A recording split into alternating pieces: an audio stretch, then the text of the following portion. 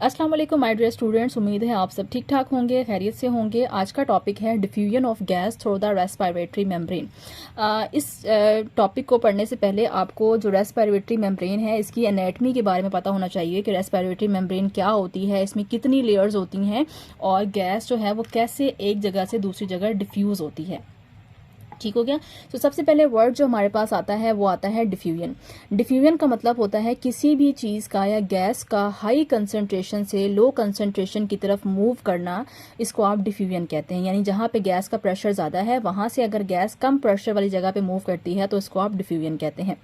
अब हमने स्टार्ट में एक डायग्राम पढ़ी थी कि रेस्पिरेशन कहाँ से स्टार्ट होती है, कि हमारे पास नेजल कैविटी होती है, देन ट्रेकिया आ जाता है, उसके बाद ब्रोंकाई आते हैं, ब्रोक्यूल्स आते हैं, फिर ये छोटे छोटे पैकेट्स आते हैं जिनको आप एल्वियोलाई कहते हैं, और उसके बाद ये आपके पास लंग्स की मेम्ब्रेन आती है।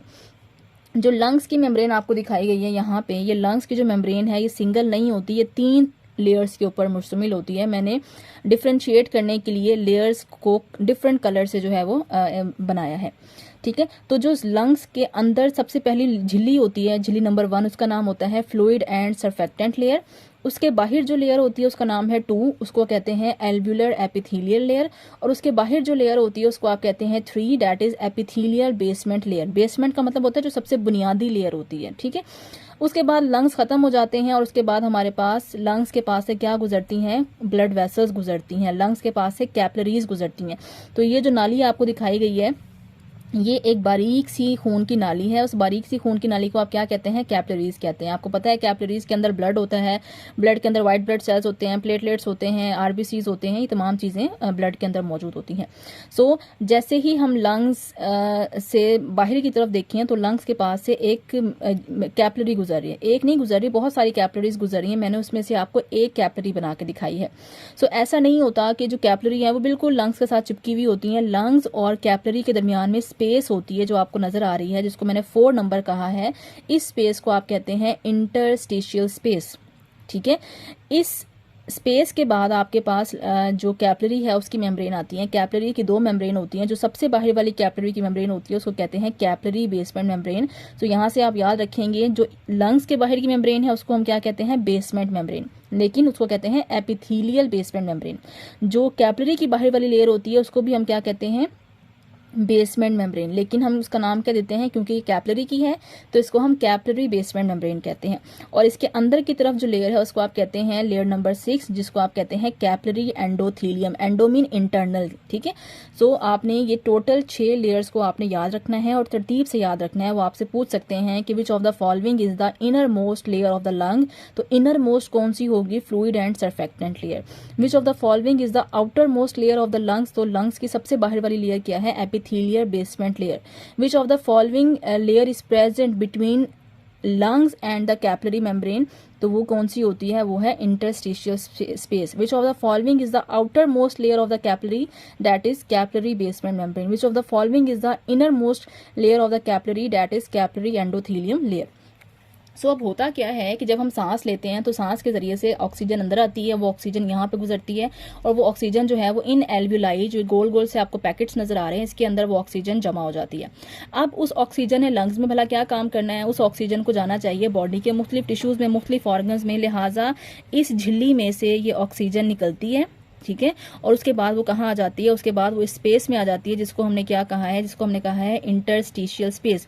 इंटरस्टिशियल स्पेस से ये जो गैस होती है ये डिफ्यूज होती है कहाँ पर, कैपिलरीज के अंदर। तो आपको मैंने एरो बना के दिखाए हैं, ये कैपिलरी के अंदर मूव करती है। कैपिलरी के बाद ये कहाँ जाती है, ब्लड वेसल से निकलकर या कैपिलरी से निकलकर बॉडी के मुख्तलिफ टिश्यूज में, मुख्तलिफ ऑर्गन्स में, जहाँ जिनको ऑक्सीजन की जरूरत होती है, ये ऑक्सीजन वहाँ पे जाती है। तो जैसे ही कैपिलरी से बाहर निकलती है तो फ्लूइड मौजूद होता है कैपिलरी के बाहर, जिसको आप कहते हैं इंटरस्टिशियल फ्लूइड। इंटरस्टिशियल फ्लूइड वो फ्लूइड होता है जो कि एक सेल और दूसरे सेल के दरमियान में होता है। अगर ये फ्लूइड नहीं होगा तो सेल आपस में एक दूसरे से टकराएंगे और वो तबाह हो जाएंगे। सो ये फ्लूइड क्या करता है, एक सेल को दूसरे सेल से दूर रखता है ताकि सेल एक दूसरे की शक्ल को खराब ना करें। तो फिर गैस कहाँ आती है, इंटरस्टिशियल फ्लूइड में आती है, और इंटरस्टिशियल फ्लूइड के बाद बॉडी के जितने भी सेल्स हैं वहाँ पे ये ऑक्सीजन जो है वो ट्रांसफर कर दी जाती है और तमाम सेल्स इस ऑक्सीजन को इस्तेमाल करते हैं। सो सबसे पहली चीज़ जो आपने याद करनी करनी है वो रेस्पिरेटरी मेम्ब्रेन की लेयर्स के नाम याद करने हैं। ठीक है, ये आपका पहला टॉपिक है, लॉन्ग क्वेश्चन के हवाले से भी और एमसीक्यू के हवाले से भी। अब हमने देखना है कि ऑक्सीजन कैसे डिफ्यूज होती है और कार्बन डाइऑक्साइड कैसे डिफ्यूज होती है। जाहिर है जब हम सांस अंदर लेके जाते हैं तो हम ऑक्सीजन को इनटेक करते हैं, बट जब हम सांस बाहर निकालते हैं तो हम किसको बाहर निकालते हैं, हम कार्बन डाइऑक्साइड को बाहर निकालते हैं। तो उसकी एक तरतीब होती है, एक सीक्वेंस होती है। बहुत आसान सा टॉपिक है, आप इसको अगर समझ के करेंगे तो आपको कभी भी नहीं भूलेगा। So, oxygen and carbon dioxide move across the respiratory membrane between alveoli and the pulmonary capillaries by the diffusion। कि ऑक्सीजन और कार्बन डाइऑक्साइड जो होती हैं वो रेस्पिरेटरी मेम्ब्रेन से गुजरती हुई कैपिलरीज तक जाती हैं। किस प्रोसेस के जरिए से? डिफ्यूजन के जरिए से। और डिफ्यूजन मैंने आपको ऑलरेडी बताया है कि movement of molecules from the area of high concentration to the area of low concentration is called diffusion. कि गैस हमेशा हाई प्रेशर वाली जगह से लो प्रेशर वाली जगह की तरफ जब मूव करती है तो इस प्रोसेस को हम कहते हैं डिफ्यूजन। अब पहले आपको बताएंगे कि ऑक्सीजन कैसे डिफ्यूज होती है, देन हम करेंगे कि कार्बन डाइऑक्साइड कैसे डिफ्यूज होती है। इंतहाई आसान टॉपिक है, अगर आपको ये डायग्राम समझ आ जाती है ना तो आपको पूरा का पूरा टॉपिक आप खुद लिख सकते हैं। अब मैंने वो जो लंग्स थे मैंने उनको थोड़ा सा बड़ा किया है। लंग्स के अंदर आपको पता है क्या होते हैं? एल्व्यूलाई होते हैं। लंग्स के बाहर मेम्ब्रेन थी, मैंने यहाँ पे उनको शो नहीं किया क्योंकि आपको ऑलरेडी पता है कि यहाँ पे 3 मेम्ब्रेन होती हैं, उसके बाद स्पेस होती है और उसके बाद ये कैपिलरी शुरू हो जाती है। ठीक है, कैपिलरी से जैसे ही हम बाहर निकलते हैं तो हमारे पास सेल्स और टिश्यूज आ जाते हैं। सारे मैंने सेल्स और टिश्यूज बनाए हैं और इनके दरमियान जो फ्लूइड होता है उसको आप क्या कहते हैं? उसको आप कहते हैं इंटरस्टिशियल फ्लूइड। अब आपने ये याद रखना है कि जब हम ऑक्सीजन की डिफ्यूजन पढ़ेंगे ना तो ऑक्सीजन की डिफ्यूजन का हमें पता है कि डिफ्यूजन क्या है? हाई कंसंट्रेशन से हम लो कंसंट्रेशन की तरफ जाएंगे। तो जब हम सांस अंदर लेते हैं तो सबसे ज्यादा जो हमारे पास ऑक्सीजन का वॉल्यूम होता है वो कहाँ पर होता है? एल्व्यूलाई में होता है।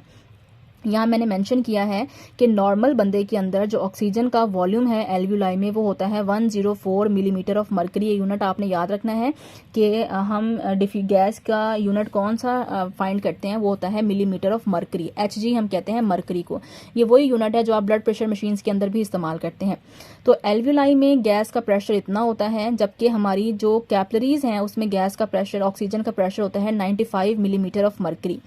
जबकि जो हमारी इंटरस्टिशियल स्पेसिस हैं उसमें गैस का प्रेशर होता है 40 मिलीमीटर ऑफ मरकरी, ऑक्सीजन का प्रेशर। और जो हमारा सेल है उसके अंदर जो ऑक्सीजन का प्रेशर होता है वो होता है 23 मिलीमीटर ऑफ मरकरी। अगर आप गौर करें तो एल्व्यूलाई में ऑक्सीजन का प्रेशर सबसे ज़्यादा है, उससे कम है कैपिलरीज में, उससे कम है इंटरस्टिशियल स्पेसिस में या इंटरस्टिशियल फ्लूइड में, और उससे कम है हमारे पास सेल्स के अंदर। तो अब ऑक्सीजन की जो डिफ्यूजन है उसका पाथवे क्या होगा कि वो हाई कंसंट्रेशन से लो कंसंट्रेशन की तरफ जाएगी। तो मैंने एरो से इसको रिप्रेजेंट किया है कि सबसे पहले ऑक्सीजन कहाँ आएगी? एल्व्यूलाई में, और वहां से ऑक्सीजन कहाँ जाएगी? कैपिलरीज में, क्योंकि कैपिलरीज में प्रेशर कम है, 95 है। तो 104 से गैस को कहाँ जाना चाहिए?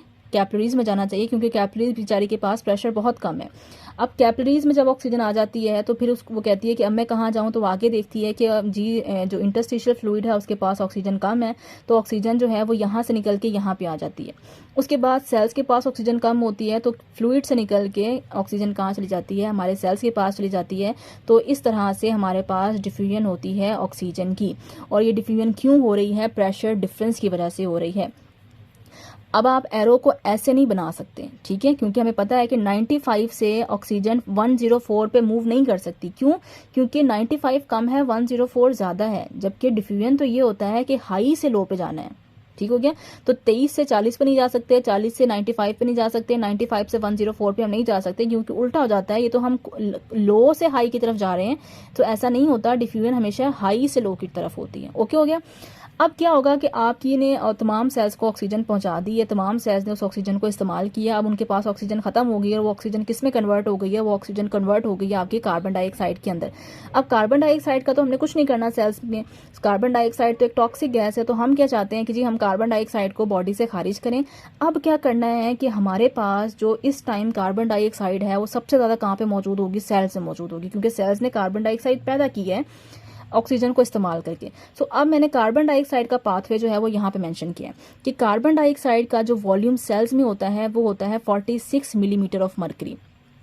ठीक है, जबकि जो हमारी इंटरस्टिशियल फ्लूइड है यहाँ पे जो कार्बन डाइऑक्साइड का प्रेशर होता है वो होता है 45 मिलीमीटर ऑफ मरकरी। जबकि जो हमारी कैपिलरीज हैं इसके अंदर जो कार्बन डाइऑक्साइड का प्रेशर होता है वो होता है 45 मिलीमीटर ऑफ मर्करी, या नॉर्मली 44.6 होता है, बट हम उसको राउंड अबाउट करके 45 कर देते हैं। जबकि जो एल्वियोलाई हैं उसके अंदर जो कार्बन डाइऑक्साइड का प्रेशर होता है वो होता है 40 मिलीमीटर ऑफ मर्करी। तो अब हम यहाँ से नीचे की तरफ नहीं जा सकते, क्योंकि ये तो फिर हो जाएगा कि हम लो से हाई की तरफ जा रहे हैं। तो डिफ्यूजन क्या था कि हम हाई से लो की तरफ जाएंगे, तो हाई प्रेशर यहाँ पे है और लोएस्ट प्रेशर यहाँ पे है। तो ऑक्सीजन कार्बन डाइऑक्साइड कैसे मूव करेगी, हाई प्रेशर से लो की तरफ मूव करेगी। तो हाई प्रेशर कहाँ पे है, सेल्स में, वहां से निकल के कहाँ जाएगी, इंटरस्टिशियल फ्लूइड में, उससे कम कहाँ पे है, कैपिलरीज में, और उससे कम कहाँ पे है, एल्वियोलाई में। सो इस पाथवे के जरिए से कार्बन डाइऑक्साइड एल्वियोलाई या लंग्स तक पहुंचेगी और लंग्स जो है वो नाक के जरिए से इस कार्बन डाइऑक्साइड को खारिज कर देंगे। सो ये होता है diffusion of oxygen and carbon dioxide. आप अगर इस डायग्राम को भी ड्रॉ कर आ जाएं और ये वैल्यूज लिख कर आ जाएं तो भी आपका क्वेश्चन जो है वो एग्जामिनर ठीक कर देगा। बस आपने याद क्या करना है, आपने एमसीक्यू के हवाले से याद रखनी है। पहली चीज तो आपने तरतीब याद रखनी है कि ऑक्सीजन की डिफ्यूजन कहाँ से स्टार्ट होती है, एल्वियोलाई से स्टार्ट होती है। कहाँ पे एंड होती है, सेल्स में एंड होती है।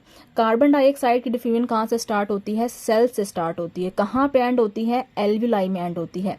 ऑक्सीजन का पार्शियल प्रेशर सबसे ज्यादा कहाँ पर होता है, एल्वियोलाई में होता है। सबसे कम कहाँ पर होता है, सेल्स में होता है।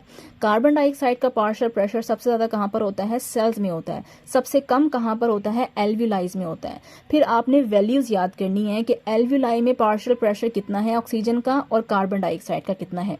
कैपिलरीज में ऑक्सीजन का पार्शियल प्रेशर कितना है और कार्बन डाइऑक्साइड का कितना है। इस तरह से इंटरस्टिशियल फ्लूइड में ऑक्सीजन का पार्शियल प्रेशर कितना है और कार्बन डाइऑक्साइड का कितना है। सेल्स के अंदर ऑक्सीजन का पार्शियल प्रेशर कितना है और कार्बन डाइऑक्साइड का पार्शियल प्रेशर कितना है। अब मैंने इसको क्योंकि आपने नोट्स बनाने हैं तो इसको हमने नोट्स की फॉर्म में भी अरेंज किया है कि सबसे पहले हम बात करते हैं डिफ्यूजन ऑफ ऑक्सीजन। आपने हेडिंग देनी है, सबसे पहले तरतीब से आपने हेडिंग देनी है। सबसे पहले ऑक्सीजन कहाँ से डिफ्यूज हो रही है, एल्वियोलाई से कैपिलरीज में जा रही है। ओके हो गया। सेम बात आप लिखेंगे कि एल्वियोलाई में जो पार्शियल प्रेशर है ऑक्सीजन का वो 104 मिलीमीटर ऑफ मर्करी है, जबकि कैपिलरीज में पार्शियल प्रेशर जो है वो 95 मिलीमीटर ऑफ मर्करी है। लिहाजा ऑक्सीजन जो है वो हाई प्रेशर से लो प्रेशर की तरफ मूव कर जाती है, डेट इज डिफ्यूजन। अब ऑक्सीजन यहाँ कैपिलरीज में आ गई, तो कैपिलरीज में कितना प्रेशर हो गया, 95 मिलीमीटर ऑफ मर्करी, जबकि हमारे पास जो इंटरस्टिशियल फ्लूइड है वहां पे प्रेशर कितना है, 40 मिलीमीटर ऑफ मर्करी। लिहाजा ऑक्सीजन अब कहाँ जाएगी, यहाँ से यहाँ की तरफ मूव करेगी। लास्ट में हमारे पास आता है कि जब हमारे पास ऑक्सीजन कहाँ आ गई है, इंटरस्टिशियल फ्लूइड में आ गई है। इंटरस्टिशियल फ्लूइड से ऑक्सीजन कहाँ जाएगी, सेल्स में जाएगी। क्यों जाएगी, क्योंकि सेल्स में प्रेशर सबसे कम है, तो लिहाजा ऑक्सीजन जो है वो हमारे पास टिश्यू फ्लूइड से निकल के सेल्स में जाती है। और इसका रिवर्स कहाँ होता है, इसका रिवर्स होता है कार्बन डाइऑक्साइड में। कार्बन डाइऑक्साइड में कहाँ से शुरू होती है, सेल से शुरू होती है और कहाँ पे खत्म होती है, एल्वियोलाई में खत्म होती है। तो अब हमने तरतीब उल्टी करनी है। हमने कहाँ से शुरू करनी है, कार्बन डाइऑक्साइड की, from the cells into interstitial fluid. ठीक हो गया। सो कार्बन डाइऑक्साइड का पार्शियल प्रेशर सेल में था 46 मिलीमीटर, जबकि इंटरस्टिशियल फ्लूइड में था 45 मिलीमीटर। तो लिहाजा 46 मिलीमीटर से 45 मिलीमीटर की तरफ कार्बन डाइऑक्साइड ट्रांसफर हो जाएगी। जब इंटरस्टिशियल फ्लूइड में पहुंच गई तो फिर वहां से कहाँ जाएगी, वहां से कैपिलरीज में जाएगी। क्यों जाएगी, क्योंकि इंटरस्टिशियल फ्लूइड में जो प्रेशर था वो 45 था और कैपिलरीज में 44.6 के करीब था। तो यहाँ से गैस मूव करके यहाँ पे पहुंच जाएगी और आखिर में कहाँ जाएगी, कैपिलरीज से निकल के एल्वियोलाई में जाएगी। क्यों, कैपिलरीज में जो पार्शियल प्रेशर था वो 45 था, जबकि एल्वियोलाई में प्रेशर जो था 40 मिलीमीटर था। और डिफ्यूजन ये होती है कि गैस हाई प्रेशर से लो प्रेशर की तरफ जाती है, तो कार्बन डाइऑक्साइड यहाँ मूव कर जाएगी। इसको अगर आप शॉर्टकट में करना चाहते हैं, ये सारा सिनेरियो एक तरफ और ये शॉर्टकट एक तरफ, पेपर में आपने ऐसे नहीं लिख के आना, मैंने आपको सिर्फ समझाने के लिए बताया है कि देखें तरतीब हमने बनाई है कि सबसे पहले गैस एल्वियोलाई में आती है, फिर कैपिलरीज में आती है, फिर इंटरस्टिशियल फ्लूइड में आती है, फिर सेल्स में आती है। अब आपने याद ये वैल्यूज रखनी है कि ऑक्सीजन का पार्शियल प्रेशर कितना था एल्वियोलाई में, 104, कैपिलरीज में 95 millimetre of mercury, interstitial fluid में 40 मिलीमीटर ऑफ मर्करी, सेल्स में 23 मिलीमीटर ऑफ मर्करी। जबकि कार्बन डाइऑक्साइड का पार्शियल प्रेशर कितना था एल्वियोलाई में, 40 मिलीमीटर ऑफ मर्करी, कैपिलरीज में 45 millimetre of mercury, interstitial fluid में 45, ऑलमोस्ट 45 है, वैसे ये 44.6 के करीब होता है, और सेल्स में 46 मिलीमीटर ऑफ मर्करी। इसमें ये जो एरोज है ना बड़े इंटरेस्टिंग, एरोज आपको क्या शो कर रहे हैं, एरोज आपको शो कर रहे हैं कि जब ऑक्सीजन की डिफ्यूजन होती है तो वो एल्वियोलाई से कैपिलरी, कैपिलरी से इंटरस्टिशियल फ्लूइड और इंटरस्टिशियल फ्लूइड से सेल्स की तरफ होती है, तो एरो यूं जा रहा है। जबकि कार्बन डाइऑक्साइड के केस में क्या हो रहा है कि क्योंकि प्रेशर सबसे ज्यादा यहाँ पे है कार्बन डाइऑक्साइड का, तो गैस यहाँ से लो प्रेशर की तरफ मूव कर रही है। ओके हो गया। सो ये जो स्नैरियो है ये हमने शॉर्टकट बनाया है सारे के सारे डिफ्यूजन ऑफ गैसेस का। आई होप लेक्चर आपको अच्छा लगा होगा, आपने इसमें से कुछ ना कुछ ज़रूर अच्छा सीखा होगा। वीडियो अगर आपको पसंद आई है तो प्लीज़ वीडियो को लाइक किया करें, चैनल को सब्सक्राइब किया करें, मुझे मोटिवेट किया करें। Thank you so much. अल्लाह हाफिज़।